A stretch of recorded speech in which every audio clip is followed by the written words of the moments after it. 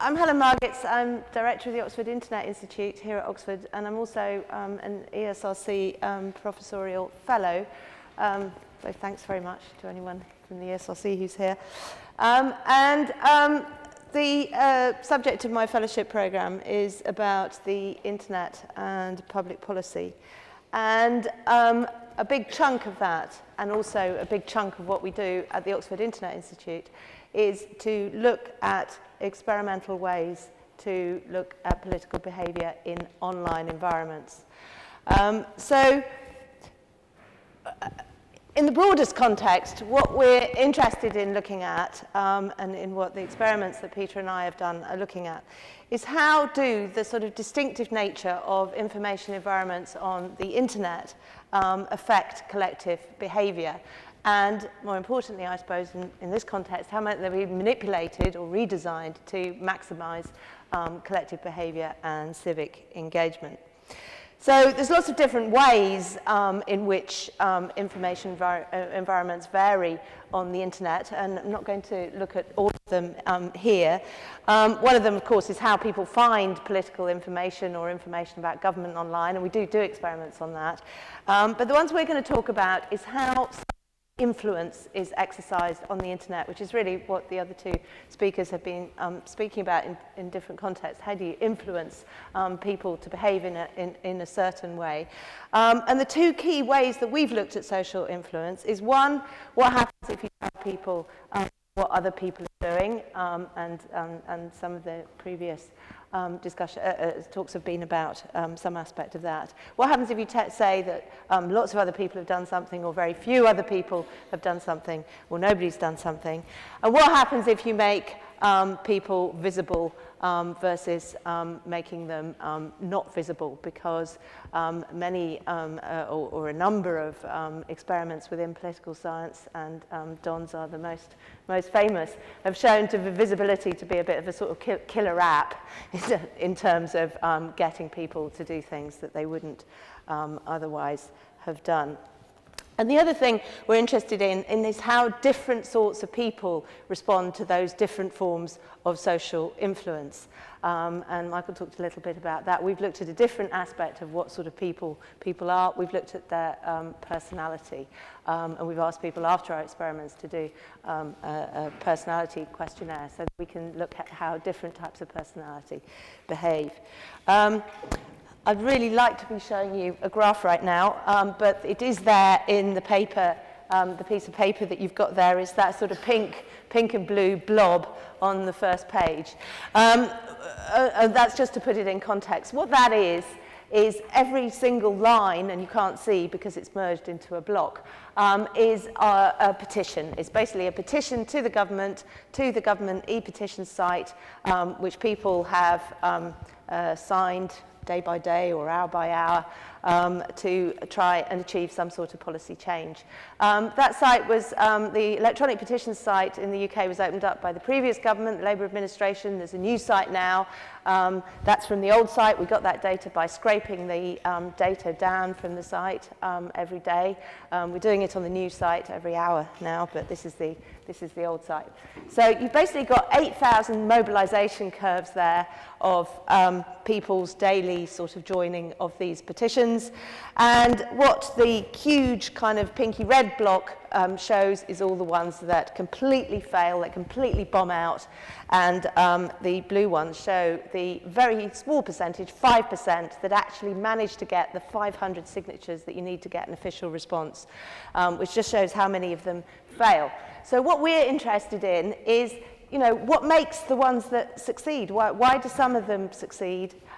Some of them massively. One of these petitions got 1.8 million signatures and actually really did achieve policy change. It was the one about road pricing policy, and actually caused the Labour administration to reverse their policy. It was a very influential petition. So some of them succeed massively, but most of them bomb out. So what are the ones that succeed, and how might you change that?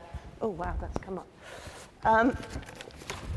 So the two experiments I'm going to quickly talk about are about that. The first one is looking at the first of the things I mentioned, first of the social influences, which is social information. And in this experiment, this is a quasi-field experiment. I don't know, I don't think, well, we've had some discussions about that. I don't know if you can totally call it a field experiment, but participants did participate in this remotely from their own home. We had about 670 subjects from Oxlab, which is a little experimental laboratory. Here we have at the Oxford Internet Institute and Cyber Business School. And they were participating remotely at home. We paid them a small amount of money using Amazon. We gave them 6 petitions on global issues. They were things like a petition against cluster munitions, a petition to end whaling, and we had a number of treatments. One of them, of course, we had a control where we gave them no social information. So they were just asked, would you like to sign this petition?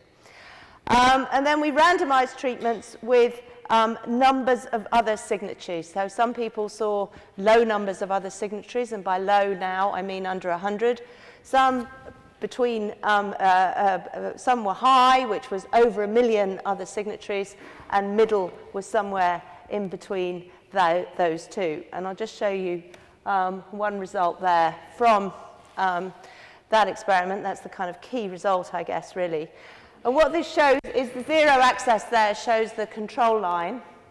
The red bars show the people that were offered high numbers of other signatures for the petition.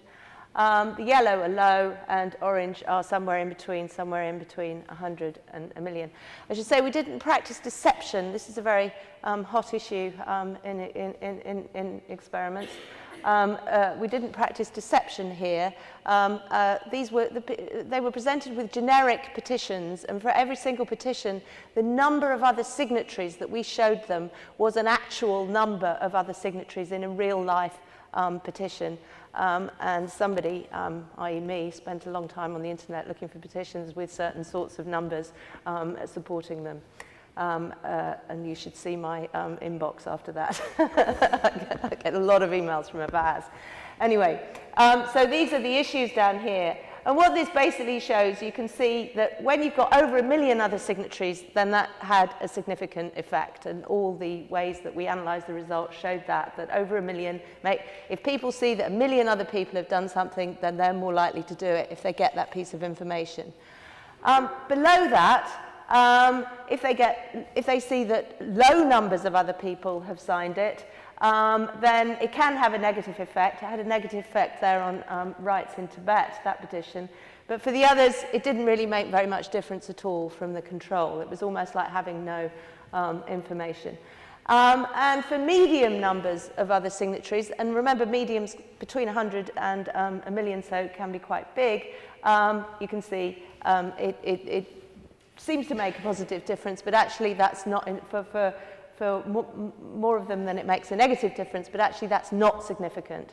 And in fact, in our pilot experiment, and we haven't since been able to investigate this, in our pilot experiment, medium numbers could have a negative effect. So if you hear that, 500,000 other people have signed a petition, that's not going to make any difference to your likelihood of signing it, and could even have a negative effect on that, which was quite interesting. But it definitely suggested 1 million as some kind of tipping point. Just go on to the other experiment. Sorry about the formatting. This was a laboratory-based experiment, and it was a classic sort of public goods game type experiment. Subjects were divided into small groups. They were asked to give some of the tokens we gave them at the beginning to support some local collective issue, like campaigning to save the accident and emergency department of a hospital in their local area, getting together to clear snow off the pavements, some kind of get together to get free Wi-Fi for a street, something like that. So there was a scenario there, but we also, it was also a classic public goods game in the sense that they got money back if a certain number of people kind of signed up to, contributed tokens to the issue. So that's how it worked. It's a fairly classic way of doing experiments like this. And basically it paid people to free ride. I mean, if the way you got most benefit from participating in the experiment was if you were a free rider and you didn't contribute to the local public good and you didn't donate any of your tokens, and then you would get most. But there was a scale of payoffs like that, and it would make quite clear to the participants. So the control group got no information, and we had 2 treatments, and everybody experienced the 2 treatments at some point in the experiment. One of them was the social information treatment again. They were shown a little box like this, which basically shows how many other participants are signed and changes in real time as the experiment goes on. So they see when to contribute, and they can decide when to contribute themselves. And the other one was visibility. We couldn't do anything with names because we're not allowed to do anything with people's names because of data protection and everything. So we basically had a screen like this at the front of the room, and at a certain point we made the experiment with a little map of all the desks, and at a certain point that made everybody visible. So they made a contribution and it came up in there, and everybody could see whether they were being mean or cooperative or individualistic or what. So that was the experiment, and I'll just give you a sort of snapshot of some of the this graph means. That's certainly not immediately obvious. The purple-blue line there is the visibility line. And what that basically shows is that visibility, once again, in the individual basis, was the kind of killer application of social influence. That is, that individual people contributed significantly more under visibility. You can see a big peak there at the amount contributing being 8 tokens. The green line is control, and you can see that social information there at these higher levels of contributions is kind of hovering around the control or even going below it. So at the individual level, when people were made visible, they were more likely, they were significantly more likely to contribute. But social information didn't have quite that effect at the individual level.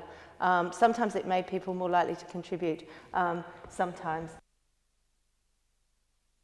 At the next one, this is interesting, that graph hasn't come out, sorry, it's in your pieces of paper, it's the kind of bar graph, but I can summarize what it says very quickly.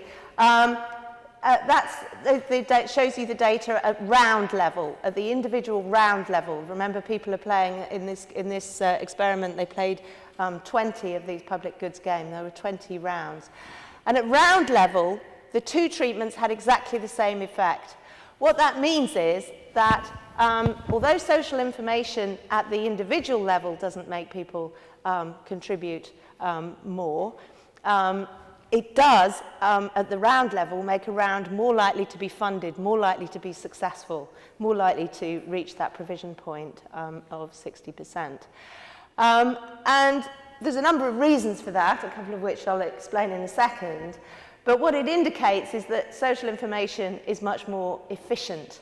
Under visibility, some people are shamed into giving much more than they would have given otherwise, but they go on giving beyond the provision point. They're doing it because they're basically feeling that they must. They're feeling sort of shamed into it, and that's rather less efficient, basically.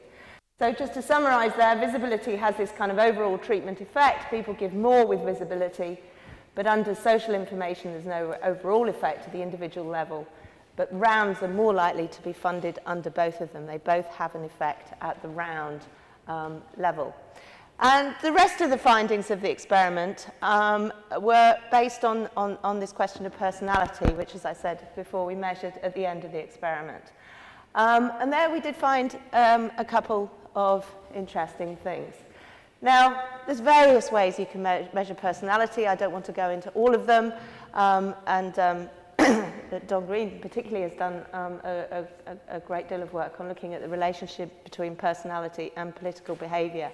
But there is, more generally in political science, a number of researchers looking at this question of personality and how it might predict political behavior. We looked at 3 different types of ways of measuring personality here. And one of them is this question of people's personal value systems, whether people are what economists call individualist or cooperative, or pro-self or pro-social. We made a kind of measurement of that, an assessment of people's personality in those terms in the experiment. And what we basically found, of course you would expect to find this, that cooperative people, kind of nice cooperative people who want the public good to be attained, give more, and pro-selves or individualists gave less. That's kind of, we would expect that. Something would be wrong if we didn't find that. However, we found that those personality effects were very differentially affected by the treatment. Pro-selves, individualists, give more under social information and visibility treatments than under control. Pro-socials or cooperative people are trying to give less. So if you look at these two graphs, which are also on the piece of paper, a bit difficult to see, so I'll summarize it quickly. The top one shows the pro-self subjects, the individualists. And what's interesting here is that, well, they nearly all give more under social information, and that's partly because they're being strategic. They're sort of waiting to the last minute, and when they see that everybody's contributing, and that if they contribute, it'll push it over the provision point, they're doing it. But also, they're all giving more with visibility. So they're much more shameable than we thought they were going to be.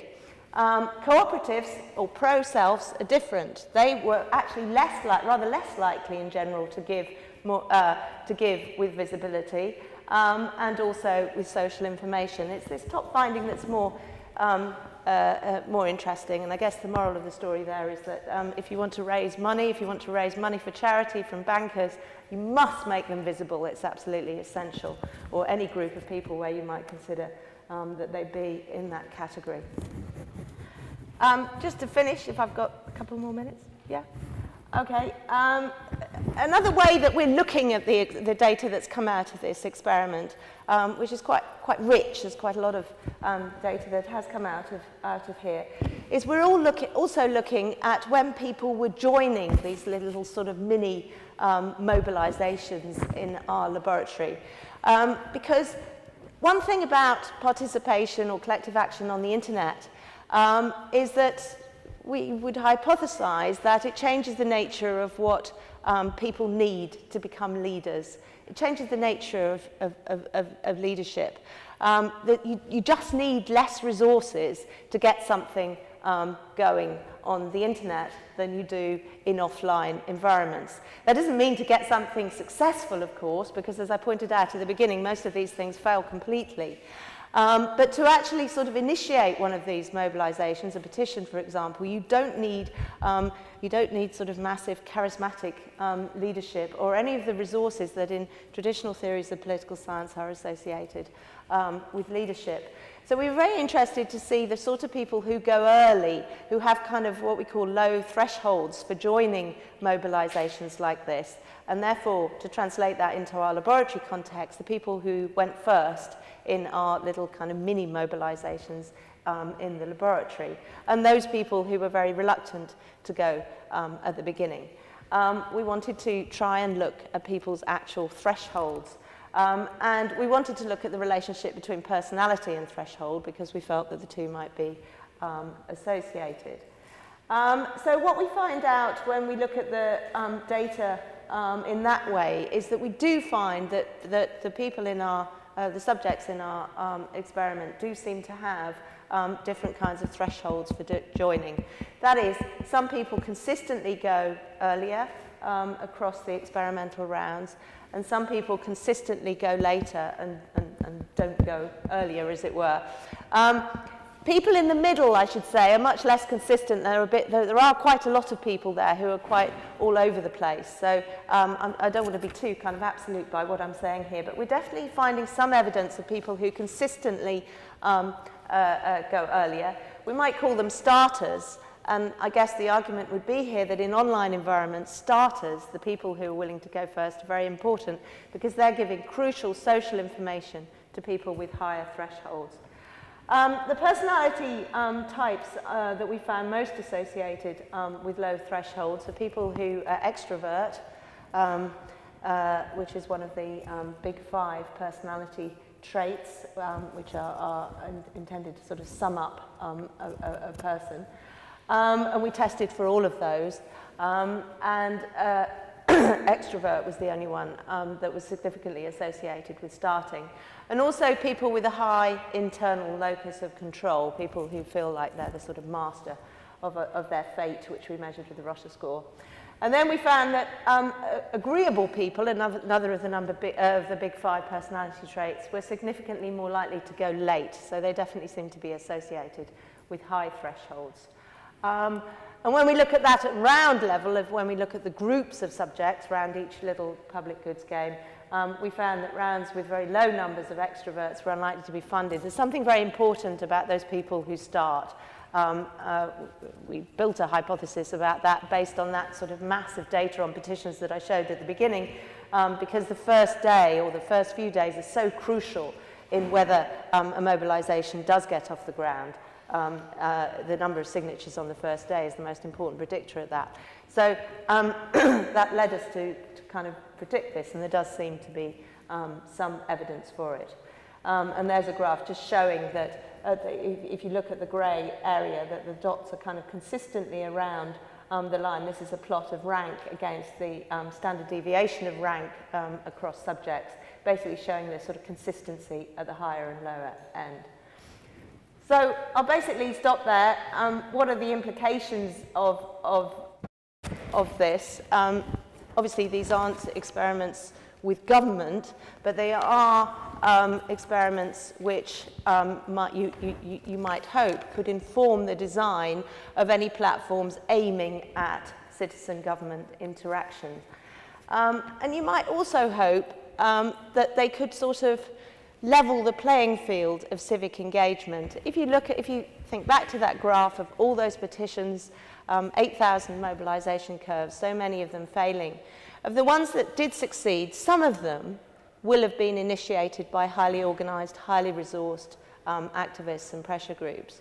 But if it's possible to design applications that apply social influence in these kind of more subtle ways, which give the right sort of social information, which give numbers of other signatories where they're going to have an effect, which are applied to appeal to certain types of personality, to attract certain types of personality, then it's possible for the right combination of kind of starters and followers to achieve the same sort of success as a more organized mobilization.